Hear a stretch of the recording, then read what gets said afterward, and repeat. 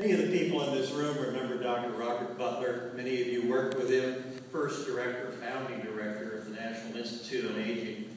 And those of us that knew Bob knew that he was fiercely protective of the National Institute on Aging. And from time to time, when a member of Congress would call for an Institute of Medicine study to see if we couldn't get more efficiencies by collapsing institutes together around some functional areas, Bob Butler went on the warpath. But Bob also understood that aging is the #1 risk factor of virtually every chronic disease that we face after midlife. And he understood, as Felipe laid out, that it's the fundamental mechanisms that you in this room study of aging that lead to virtually every one of these diseases.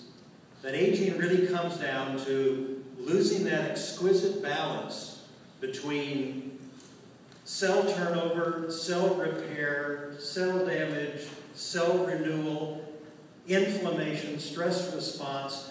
That's what you do, and that's what fundamentally is what all medical research that goes after major diseases of aging is working with.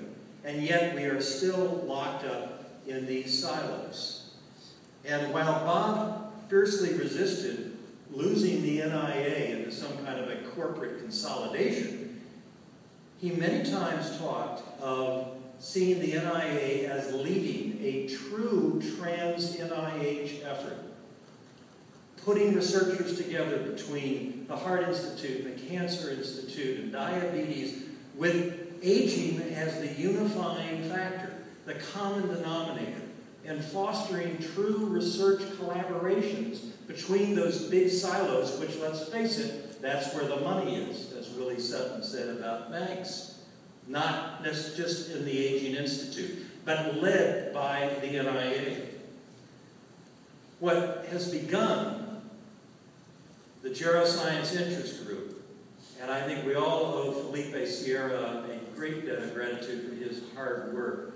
And also thanks to Richard Hodis, who reached out to other heads of other institutes. There's now 20 of these.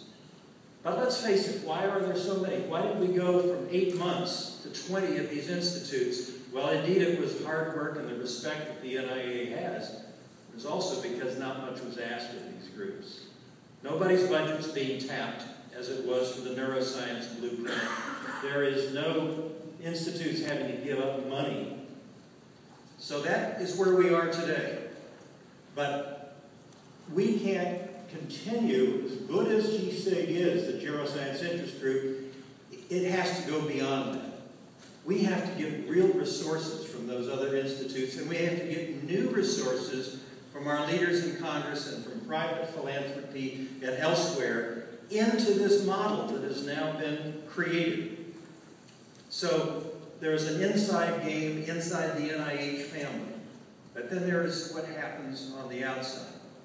And for that, there has now been cobbled together what we call the HealthSpam Campaign. It's made up of many of the organizations that you've seen their logos up who are sponsoring this same meeting. AFAR, SINS, GSA, many of those other organizations, and also some leading academic organizations like the Barshop Institute at the University of Texas, like Nir Barzilai's group at Albert Einstein. And these groups are going to help carry that message, the success that we're going to begin to see with these collaborations under the Geroscience Interest Group, to take that message outside. And that message is very compelling.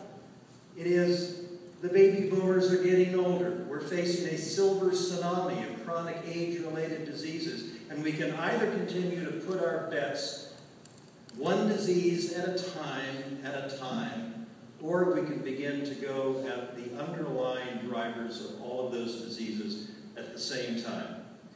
I think this is an enormously valuable time because the Geroscience Interest Group has begun. Francis Collins is on board, is excited about it. We have leadership in Congress that will listen to these arguments, and most importantly, we've got the largest age cohort in American history rapidly turning age 65, and we are facing a healthcare challenge like we've never seen before. So this is the root. All of you are part of it, and again, congratulations to Dr. Sierra and the NIH for taking the lead. Thank you.